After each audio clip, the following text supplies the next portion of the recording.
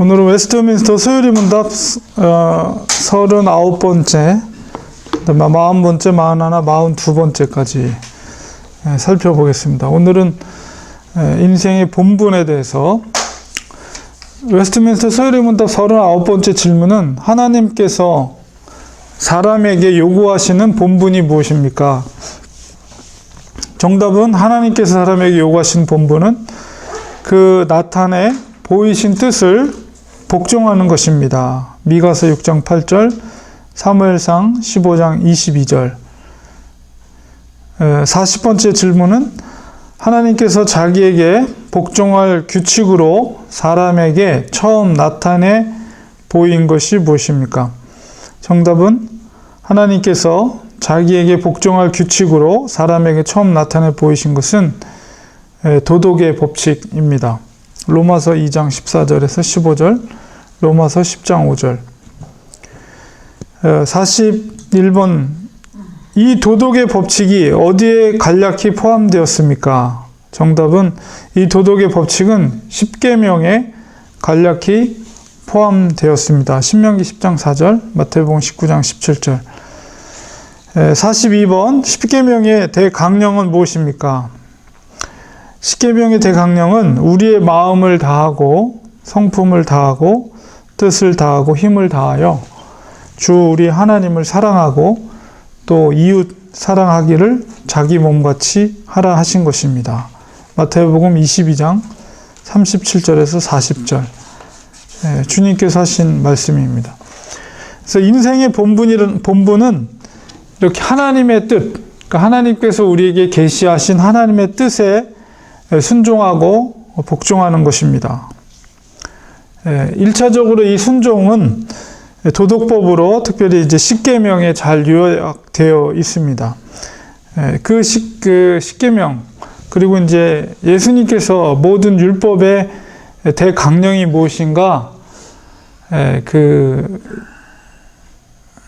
그것에 대해서 압축해서 두 가지로 말씀하셨는데, 그것은 하나님을 사랑하고 또 이웃을 내 몸같이 사랑하라 하는 것입니다. 이것은 우리에게 유익과 행복을 위한 것임을 말하고 있습니다.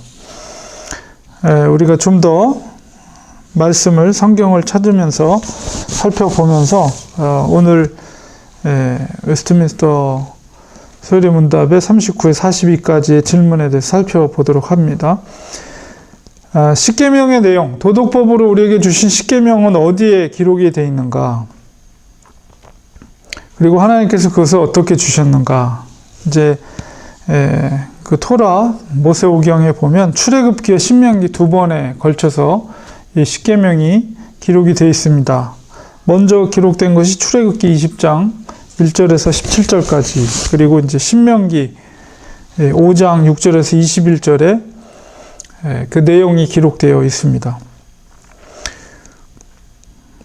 신명기 10장 3절에 4절에 보면 내가 시딤 나무로 궤를 만들고 처음 것과 같은 돌판 둘을 다듬어 손에 들고 산에 오르매 여호와께서 그 총회 날에 산 위 불 가운데서 너희에게 이르신 십계명을 처음과 같이 그 판에 쓰시고 그것을 내게 주시기로.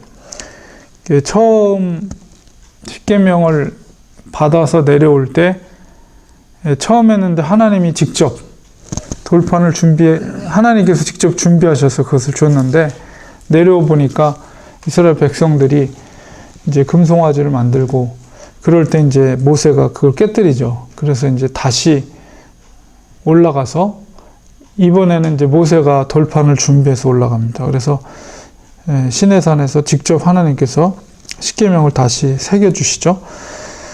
출애굽기 31장 18절에 여호와께서 시내산 위에서 모세에게 이르시기를 마치신 때 증거판 둘을 모세에게 주시니 이는 돌판이요 하나님이 친히 쓰신 것이더라. 하나님께서 직접 계명, 십계명, 특별히 십계명을 기록해서 모세에게 전달해 주었습니다.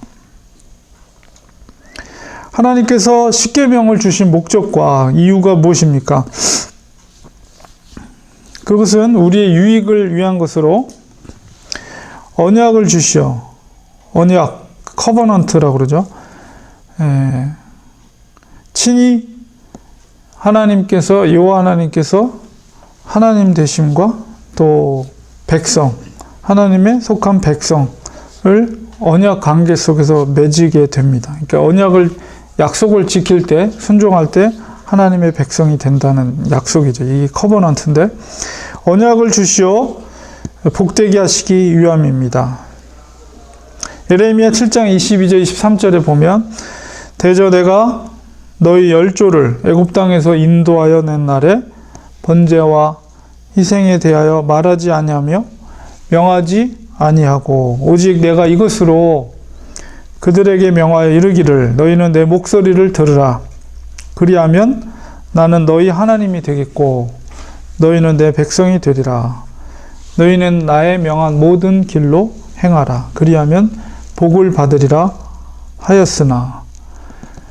그러니까 우리가 창세기에 보면 이스라엘 이제 노아 언약, 그 다음에 아담과의 맺은 언약, 물론 이제 행위 언약이라고 그러는데, 항상 그 커버넌트 언약을 맺을 때 하나님께서 그 언약을 맺을 때는 인간을 벌하기 위해서 언약을 맺는 것이 아니라 하나님께서 그들에게 복을 주시기 위해서, 그 아담과 처음 하나님께서 맺은 행위 언약 가운데 하나님께서 그에게 언약을 맺은 것은, 그래 너가 언제 죄를 범하느냐, 이걸 해서 엄벌을 처하기 위해서 주신 것이 아니라 바로 그들에게 영생을 주시고 영원한 생명을 주셔서 하나님과 더불어서 교제하며 친교하면서 영원토록 살 수 있는 축복을 그들에게 주기 위해서 언약 관계를 맺으신 것이죠.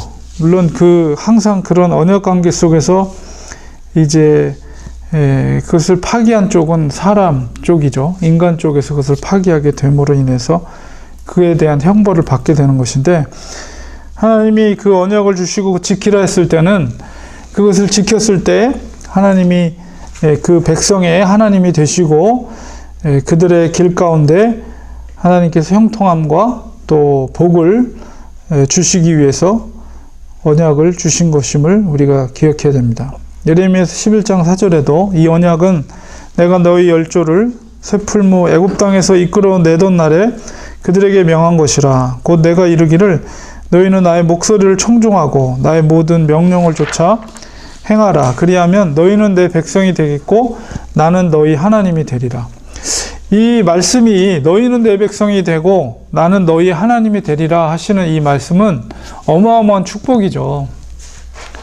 그러니까 그 이스라엘 백성들이 복을 받을 수 있는 조건은 뭐냐면, 하나님이 계시한 그 언약의 말씀을 전적으로 순종하는 거예요. 물론 그 말씀을 순종하는 것이 때때로는 어렵고 굉장히 힘들고, 왜냐하면 그 상황 가운데 하나님의 말씀과 엄중하게 준행해야 될 말씀이 때로는 힘들고 어렵지만, 그러나 그 말씀을 지켰을 때 하나님이 약속한 이 말씀, 너희는 내 백성이 되겠고 나는 너희 하나님이 되리라 하는 이 언약을 지켰을 때 하나님이 약속하신 이 말씀을 믿고 아무리 힘들어도 그냥 묵묵하게 순종했다면, 하나님은 절대 자기의 백성을 그냥 내버려 두지 않거든요. 반드시 보호하고 지키시고, 그 위기 가운데 있을지라도 홍해 바다를 갈라서라도 그들의 갈 길을 열어주시는 분이 하나님이시거든요. 그러니까 하나님이 누구인지에 대한, 그리고 이 약속의 말씀에 대한 확신과 믿음을 가진다면 아무리 그 언약을 지키기가 어려워도 그냥 믿음으로 지킬 때 그것이 복이라는 것을 이스라엘 백성들이 깨달았어야 되는데 그렇지를 못했죠.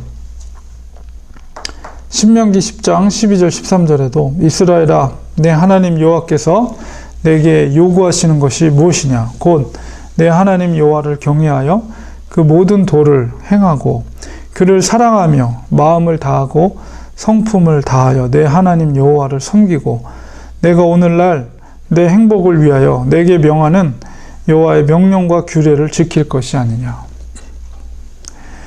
말씀, 하나님은 반드시 약속한 것을 당신이 약속한 것을, 백성과 약속한 것을 반드시 지키고 그 말씀을 성취해 가시는 하나님. 그러니까 무질서하고 변덕스럽고 자기가 약속한 것을 어기면서 자기가 하나님이기 때문에 마음대로 하는 그런 하나님이 아니라 하나님의 백성과 약속을 맺은 것에 대해서 본인이 그것을 깨뜨리지 않으시고 신실하게 그 약속 가운데 그것을 성취해 가시는 성실하신 하나님이라는 것입니다. 그렇게 생각할 때 하나님의 도와 하나님의 율례를 지키는 것이 얼마나 우리에게 복된 것인가, 이런 것을 우리가 기억해야 됩니다. 오늘날도 역시 마찬가지예요.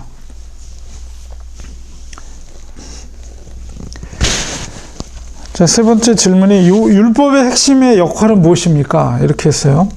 그것은 예수 그리스도께로 인도하기 위함입니다. 이 사도 바울이 갈라디아서 할 말인데 3장 24절에 보면 이같이 율법이 우리를 그리스도에게로 인도하는 몽학 선생이 되어, 몽학 선생이라는 말은 뭐냐면 이제 로마 시대 때, 그러니까는 이제 사도 바울이 살고 있었던 그 시대 때 로마인들의 자녀들의 교육을 아주 똑똑한 포로들이라도 굉장히 지혜롭고 똑똑한 종을 그 아들에게 붙여서 아버지가 없는 때, 아버지가 뭐 전쟁에 나가거나 무슨 일로 유고시에 그 아주 지혜로운 종을 그 아들과 붙여서 그 아들이 성숙한 성인으로 성장할 수 있도록 가르치는 선생의 역할을 하게 했거든요.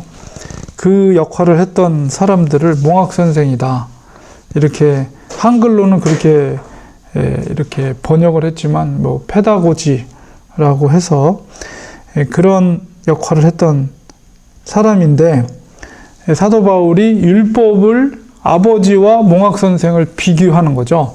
그러니까 아버지가 예수 그리스도라면 아들에게 대신 붙여준 선생이 몽학 선생이에요. 그게 율법이에요. 그게 율법. 결국 율법을 예수님께서는 폐기하기 위해서 오신 것이 아니고 율법을 완성을 이루고 온전히 이루기 위해서 오신 분이죠. 그래서 율법도 역시 그 역할을 하는데, 그게 뭐냐면 예수 그리스도께로 인도하는 역할. 그러니까 선생의 역할은 그 아이가 아버지 대신해서 가르침을 받는 거죠. 그러나 아버지가 오면 그 선생은 더 이상 필요가 없죠. 그렇기 때문에 그 율법의 역할은 예수 그리스도께로 인도하는 역할이다. 그래서 그리스도에게로 인도하는 몽학 선생이 되어 우리로 하여금 믿음으로 말미암아 의롭다함을 얻게 하려 함이니라. 그래서 율법과 예수 그리스도를 사도 바울이 갈라디아에서 이렇게 비교를 하거든요. 율법도 역시 그 역할이 있다는 거예요. 그리고 어느 정도는 기능을 한다는 것이죠. 그러므로 율법을 지키라는 거예요. 사도 바울의 얘기는 율법을 준행하는 것이 우리 그리스도인들이 바른 태도이다. 그리고 이제 결국 율법의 역할은 믿음으로 그리스도께로 인도한다는 건 뭐냐면 구원에 이를 수 있는 길은 오직 예수 그리스도죠. 그것은 믿음을 통해서 가능한 거죠. 예수 그리스도를 구주로 믿는 믿음으로. 그래서 몽학 선생의 역할도, 율법도 역할도 결국은 율법으로 구원에 이루는 것이 아니라 율법을 완전히 우리가 준행할 수 없다. 우리의 행위로. 그러나 하나님의 은혜로 또 믿음으로 우리가 구원에 이룰 수가 있는 거죠. 그래서 율법은 어느 정도는 이 믿음으로 말미암아 의롭게 된다는 것을 지시하는, 그리고 인도하는, 그리스도께로 인도하는 역할을 한다는 것을 이야기하고 있습니다. 그래서 여기서 얘기하는 것은 우리가 그 도덕법으로 주어진 율법을 우리가 준행하고 그 이상의 요구를 하신 그리스도의 계명을 우리가 준수해야 된다는 것을 이야기하고 있어요. 십계명의 중요한 내용과 그 말씀을 실천하는 구체적인 방법이 무엇입니까? 전심전력으로 하나님을 사랑하고 또 이웃을 내 몸같이 사랑하는 것이며 그 방법은 또 계명을 지키는 것입니다. 예수님께서도 내 마음을 다하고 목숨을 다하고 뜻을 다하여 주 너의 하나님을 사랑하라 이렇게 했거든요. 그러니까 이 계명, 특별히 이제 도덕법으로서 십계명 중에서 십계명을 크게 이제 두 개로 나누면 1계명에서 4계명까지 그리고 5계명에서 10계명까지 이렇게 두 개로 나눠지잖아요. 그래서 앞에 전자 1계명에서 4계명까지는 바로 예수님께서 말씀하신 듯 하나님과의 관계 속에서 그거를 이제 예수님께서는 그것이 바로 내 마음과 목숨과 뜻을 다해서 하나님을 사랑하라는 것이고 그 다음에 이제 5계명에서 내 부모를 공경하라 5계명부터 10계명까지 그것은 이제 이웃과의 관계 속에서 지켜야 될 계명인데 그것은 바로 예수님께서 내 이웃을 내 몸과 같이 사랑하라. 그러면 이제 그 계명을 지킬 수가 있다는 것이죠. 이 두 계명이 온 율법과 선지자의 강령이니라. 그래서 우리가 정말 하나님을 내 마음, 온 영혼과 마음과 의지를 다해서 지정의를 다해서 하나님을 간절히 사랑하는 것. 거기서 진정한 이제 믿음이 나오는 것이죠. 그리고 우리 몸을 얼마나 아끼고 사랑합니까? 우리 몸을, 우리 스스로가. 너희 몸을 사랑하는 것처럼 내 옷을 그렇게 사랑하라는 것이죠. 쉽지가 않죠, 사실은. 내 몸을 아끼는 것처럼 내 이웃을 사랑하라? 야, 정말 그 문자제도로 그렇게 사랑하는 사람이 얼마나 될까요? 생각해보면. 나 자신을 위해서는 얼마나 아낌없이 나 자신을 위해서 투자를 하고 나 자신을 위해서 내가 먹고 싶은 거 먹고 내가 사고 싶은 거 사고 얼마나 능력이 되면 다 하잖아요. 능력이 없어서 못하는 것 뿐이지. 능력이 되면 나 자신을 위해서 좋은 옷 사고 싶고 좋은 옷 입고 싶고 좋은 음식 먹고 싶고 좋은 차, 좋은 집 사고 싶고 능력만 되면 다 나 자신을 위해서 물론 나 자신과 내 가족을 위해서 그렇게 하지만 과연 남을 위해서 내 이웃을 위해서 그렇게까지 정말 하는 사람이 얼마나 될까 생각해 보면 쉬운 말씀은 아니에요. 예수님의 말씀이. 오히려 십계명보다도 더 주님이 우리에게 요구하시는 계명은 더 큰 계명이라는 생각을 갖습니다. 그러나 우리가 아까도 말씀드린 것처럼 계명을 준수할 때 그것이 우리에게 복이 된다. 그러므로 우리가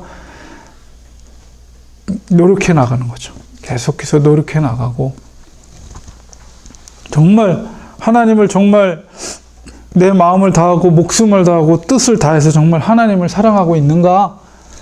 눈에 보이지 않는 하나님이니까 이것은 또 우리가 쉽게 생각할 수가 있는데 눈에 보이는 이웃도 그렇게 사랑하지 못하면서 과연 눈에 보이지 않는 하나님을 내가 그렇게 사랑하고 있는가?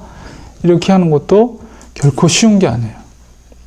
우리가 눈에 보이지 않다고 해서 우리가 쉽게 하나님 사랑하는 것을 생각해서는 안 된다. 그러나 그렇게 살았던 사람들이 분명히 있었죠.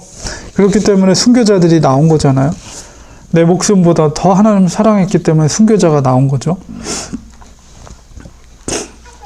신명기 6장 4절 5절에 이스라엘에 들으라. 우리 하나님 여호와는 오직 하나인 여호와시니 너는 마음을 다하고 성품을 다하고 힘을 다하여 내 하나님 여호와를 사랑하라.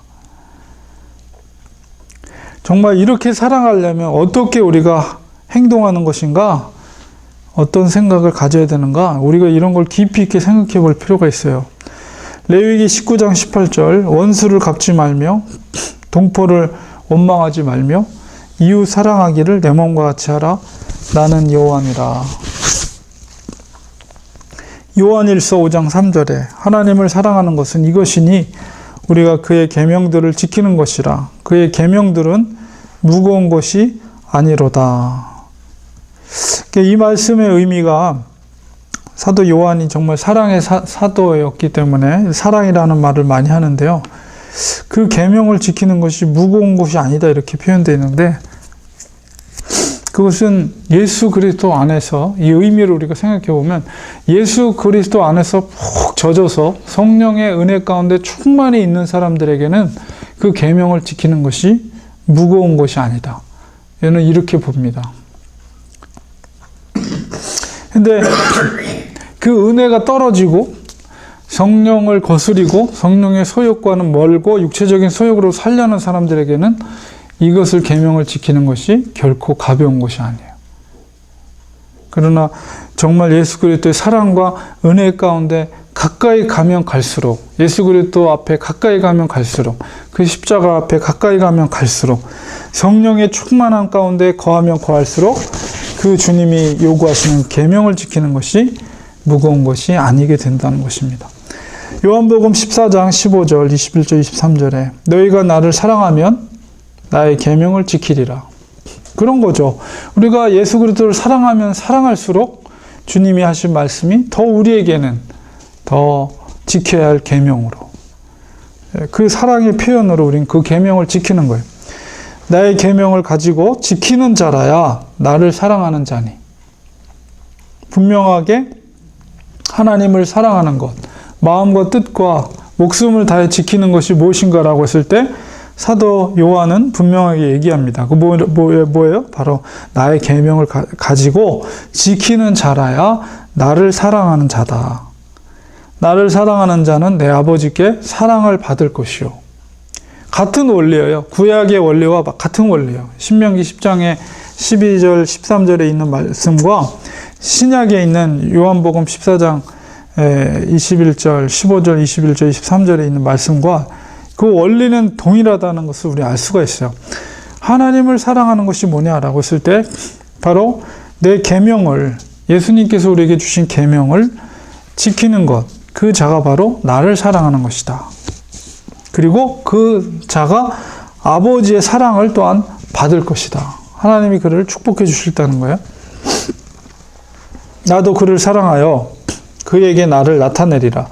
예수께서 대답하여 가라사대 사람이 나를 사랑하면 내 말을 지키리니 내 아버지께서 저를 사랑하실 것이요 우리가 저에게 와서 거처를 저와 함께 하리라. 뭐예요? 구원에 이를 수 있다는 거예요. 그러니까 우리가 하나님을 진심으로 사랑하면 하나님께서 우리에게 요구하시는 계명을 그 가슴에 품고 그것을 지키는 자가 진짜 사랑하는 자다. 그 말이죠. 지키지도 않으면서 입술로만 내가 하나님 사랑합니다 한다는 것은 거짓된 믿음이고 거짓된 사랑이에요. 내가 정말 그 사랑하는 사람이 있는데 그 사람에 대해서 내가 널 사랑해 하면서 그에게 아무것도 해주지 않아요. 말만 그냥 사랑한다 그러고 아무것도 그 사람의 생일도 기억해 주지 않고 그 사람을 만나지도 않고 그 사람이 즐거워하는 것이 무엇인지 관심을 가져주지도 않아요. 그러면서 사랑한다. 그 말은 거짓이죠. 행함이 없는 말은 거짓입니다. 그러니까 우리가 하나님을 진심으로 사랑한다 했을 때는 반드시 그의 말을 기억하고 그분이 요구한 계명을 우리가 기쁨으로 사랑하는 마음으로 지켜나가는 것. 그것이 바로 진짜 하나님을 사랑하는 자의 모습이다. 그리고 그런 사람을 하나님이 사랑하고 그런 사람을 어떻게 해요? 저에게 와서 거처를 저와 함께 하리라 라는 것은 뭐예요? 하나님이 함께 할 것이며 궁극적으로는 구원에 이르게 할 것이다. 하나님께 순복하는 것이 왜 인생의 본분입니까? 하나님은 영존하신 아버지요 창조자요 왕이시며 구원자이시기 때문입니다. 전도서 12장 13절 일의 결국을 다 들었으니 하나님을 경외하고 그 명령을 지킬지어다. 이것이 사람의 본분이니라.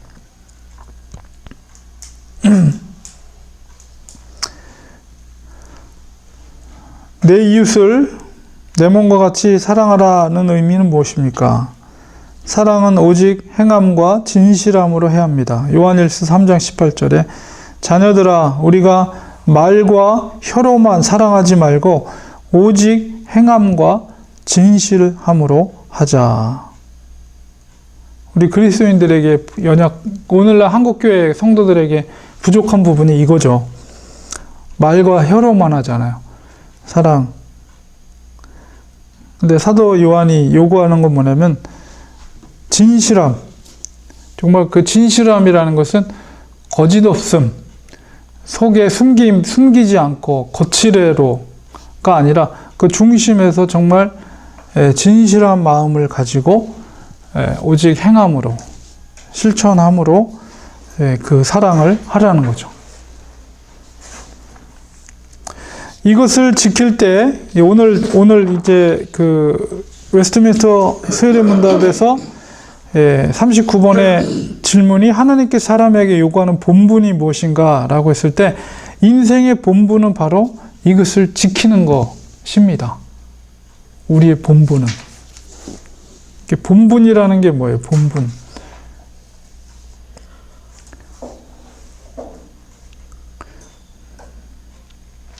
마땅히 해야 할 바를 본분이라고 그러죠. 그래서 인생이 마땅히 해야 할 바가 뭐냐? 특별히 이제 그리스도인들, 하나님을 섬기는 자들이. 그래서 바로 하나님께서 우리에게 요구하신 계명을 지키는 것. 그래서 어떻게 하는 것이냐? 말과 혀로만이 아니라 진실함과 행함을 통해서 그것을 하고, 우리가 연결이 돼 있는 거죠. 그러니까 하나님 사랑과 이웃 사랑은 연결이 돼 있는 거예요. 그리고 하나님, 눈에 보이지 않는 하나님을 사랑한다 하는 것은 말과 혀로만이 아니라 행함과 진실함으로 하라는 것은 바로 눈에 보이는 이웃, 눈에 보이는 부모에 대해서 진실함으로, 행함으로 그것을 지킬 때 하나님을 사랑한다라고 우리가 증명되어지는 것이라는 거죠. 이것이 바로 인생의 본분이다. 인생이 마땅히 해야 할 바다라는 것을 우리에게 요구하는 것이고, 이게 이제 커버넌트예요. 커버넌트. 너희가 이것을 준행하면 나는 너의 하나님이 되고 내가 너의 백성이 되겠다. 이건 뭐예요? 너의 인생을 내가 책임져 주시겠다. 그 인생을 책임져 준다는 것은 이 땅에서만의 삶의 보장이 아니라 영생까지도 보장해 주겠다. 너의 백성이 되겠다. 너는 나의 백성이 되고 나는 너의 하나님이 되겠다. 이게 바로 커버넌트입니다. 은혜 언약도 역시 마찬가지. 커버넌트. 우리가 하나님을 진심으로 사랑한다면, 예수 그리스도를 나의 구주로 영접했다면, 그 영접하고 하나님을 사랑하는 것을 하나님이 마땅히 인생의 본분으로서 우리에게 계시한 뜻을, 계시한 계명을 준행하는 것이 인생의 본분이라는 것을 우리가 이 성경을 통해서 깨닫게 됩니다.